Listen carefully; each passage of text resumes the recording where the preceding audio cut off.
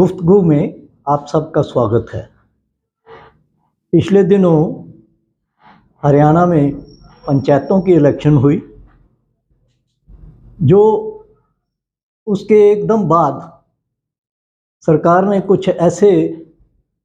Steps लिए जो कि एक मुद्दा बना हुआ है। सरकार ने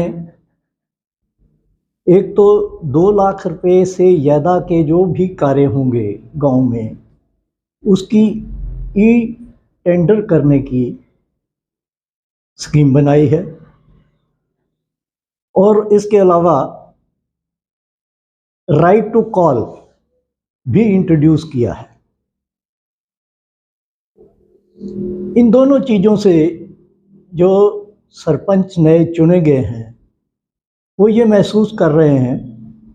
कि ये उनके अधिकारों का हनन है। ये देखने में आया है कि पीछे जब कोई सरपंच चुना जाता था तो उसकी पावर्स बड़ी वास्ट हैं, क्योंकि हमारे कॉन्स्टिट्यूशन में जो पंचायत को पावर दी गई है उसके मुताबिक सरपंच अपने गांव की देखभाल के अलावा वहाँ के फाइनेंसिस के ऊपर भी पूरी तरह से कंट्रोल करता है। लेकिन फिर भी ये देखा जाता है कि गांव की जो इनकम है उसके अलावा सरकार की तरफ से लाखों की जो ग्रांट्स आती हैं, वो ये पाया गया है कि तकरीबन सब गांवों में कुछ को छोड़ के वो पैसा जो है वो खुर्द-बुर्द हो जाता है। चाहे उसको स्पेंड करने के लिए डीडीपीओ, वीडीओ या सेक्रेटरी पंचायत की जिम्मेवारी होती है कि उन चीज़ों को देखे, लेकिन इल्ज़ाम ये लगते हैं कि वीडियो और पंचायत के सेक्रेटरी के साथ मिलके सरपंच और पंच जो हैं वो काफ़ी परसेंटेज तक जो फंड्स आते हैं उसको मिसयूज़ करते हैं या अपने ही बेनिफिट के लिए इस्तेमाल करते हैं। इन चीज़ों को देख के हरियाणा सरकार ने ये स्टेप लिया कि 2 लाख रुपए तक का जो काम है वो सरपंच अपने तौर पे कर सकेगा, लेकिन उससे ज़्यादा का जो कार्य होगा उसके लिए ई टेंडर देना पड़ेगा। अब सवाल ये उठता है कि सरपंचों को जब ये बात पसंद नहीं आई तो उन्होंने एजिटेशनल रुख अपना रखा है। चीफ मिनिस्टर के खिलाफ भी वो प्रोटेस्ट कर चुके हैं और डिप्टी चीफ मिनिस्टर के खिलाफ भी कर चुके हैं, और जहाँ भी मौका मिल रहा है वो प्रोटेस्ट कर रहे हैं। लेकिन देखने की बात ये है कि जब सरकार कोई एक ऐसा स्टेप ले जो पब्लिक के इंटरेस्ट का हो तो उसमें बुराई क्या है। अगर किसी को कोई दिक्कत नहीं है ई टेंडरिंग में तो वो होना चाहिए, लेकिन जो सेल्फ इंटरेस्ट हैं वो इन लोगों को मजबूर कर रहे हैं कि ये किसी न किसी तरह उस चीज़ को वापस करवाएं। अब समस्या सबसे ज़्यादा इस इशू में जेजेपी को है, जो कि बीजेपी के साथ इस समय हरियाणा में राज्य कर रहे हैं। डिप्टी चीफ मिनिस्टर जेजेपी से हैं, लेकिन जेजेपी के डिप्टी चीफ मिनिस्टर के छोटे भाई दिग्विजय सिंह जो हैं वो सरपंचों की मांगों को लेकर उनके साथ हैं। उससे बढ़ के अब हालात ये हो गए हैं पार्टी में कि दूसरे एमएलए भी जो हैं वो सरपंचों के हक में खुलेआम बयान देना शुरू कर गए हैं। इनमें से अभी हाल ही में जोगीराम जी हैं, उन्होंने तो खुल के ही कह दिया कि भाई ये मुद्दा मैंने 10 जनवरी को पीछे जब एक मीटिंग हुई थी बीजेपी और जेजेपी की, तो उसमें भी मैंने उठाया था कि भाई सरपंच जो हैं वो हमारे इलेक्टेड मेंबर हैं, इलेक्टेड सरपंच हैं, और उनको जैसे हमें हर 5 साल के बाद पब्लिक में जाना है, तो आप उस चीज़ का ध्यान रखते हुए इस चीज़ को ख़त्म करो, ये ठीक नहीं है। लेकिन पंचायत मंत्री जो हैं वो भी जेजेपी से हैं, तो वहाँ तक तो बात ठीक थी कि एक पार्टी लेवल पे कोई चीज़ क्रिटिसाइज़ कर दी जाए या उसके अगेंस्ट बोल दिया जाए। लेकिन जब वो पब्लिक में आ जाती है तो पब्लिक में ये इम्प्रेशन हो गया कि जेजेपी में इस चीज़ को लेके घमासान हो गया है,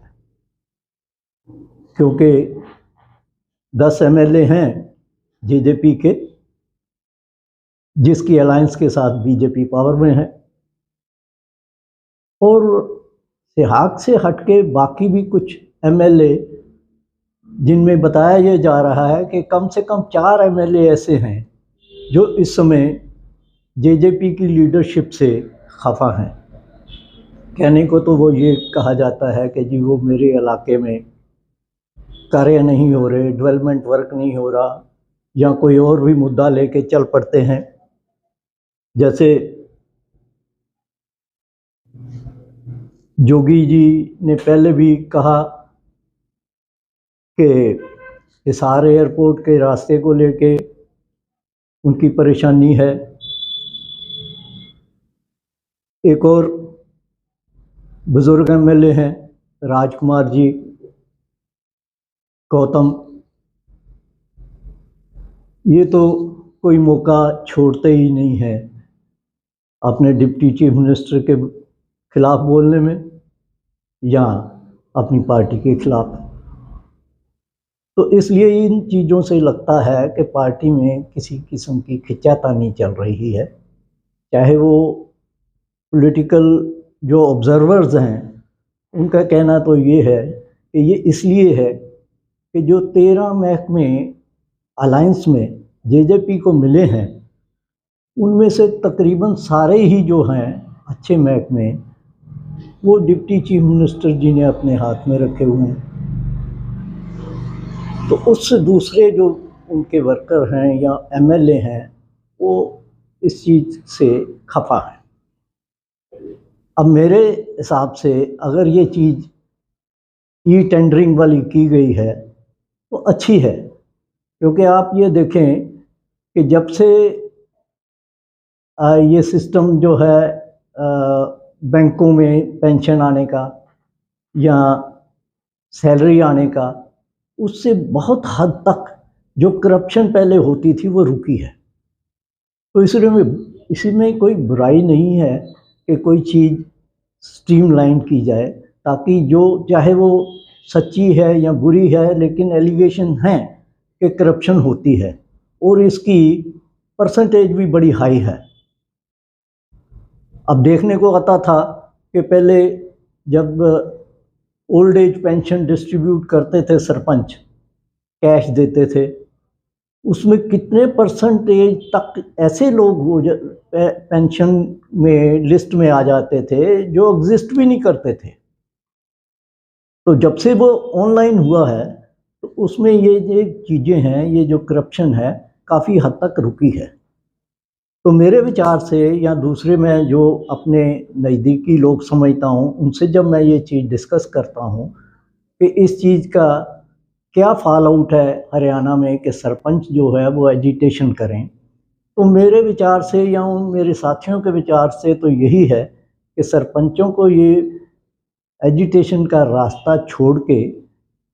या तो ये मांग करनी चाहिए कि 2 लाख की जो लिमिट है उसको बढ़ा के 5 लाख या 10 लाख रुपया कर दिया जाए, ताकि जो छोटे मोटे काम हैं उनमें उनको डिले ना हो, उनको कोई दिक्कत ना हो। लेकिन ये मान लेना कि नहीं 2 लाख से ज़्यादा का कार्य जो है वो ई टेंडरिंग में होना ही नहीं चाहिए, सब कुछ जो है वो कैश में ही है, मेरे लिहाज से वो ठीक नहीं है। इसके अलावा दूसरा मुद्दा जो है राइट टू रिकॉल, वो भी सरपंचों को परेशानी दे रहा है। और कुछ हद तक उनका कहना ठीक भी है कि जब एमएलए के लिए राइट टू रिकॉल नहीं है तो वो सरपंचों के लिए ही क्यों। हालांकि ये चीज़ बीजेपी जब पावर में नहीं थी कुछ साल पहले तक, 10-15 साल पहले तक, तो वो कहा करते थे कि हम ये जो है एमएलए के लिए भी राइट टू रिकॉल इंट्रोड्यूस करवाएंगे। लेकिन जब से वो पावर में आए हैं एमएलए लेवल तक तो उन्होंने इस बात को बिल्कुल छोड़ ही दिया है, भूल गए हैं। लेकिन इस इलेक्शन के बाद उन्होंने ये चाहा है कि ये राइट टू रिकॉल इंट्रोड्यूस किया जाए। मेरे ख्याल से अगर सरकार ये चीज़ सरपंचों के लिए चाहती है तो फिर वो साथ के साथ ये भी क्लेम करे कि भाई हम अमेंडमेंट करके, या अमेंडमेंट जहाँ से भी होना है, पार्लियामेंट से होना है, यहाँ होना है, कि एमएलए के लिए भी कोई ना कोई प्रोविज़न हम रखेंगे कि जो एमएलए अपने इलाके में इलेक्शन जीतने के बाद कार्य नहीं करते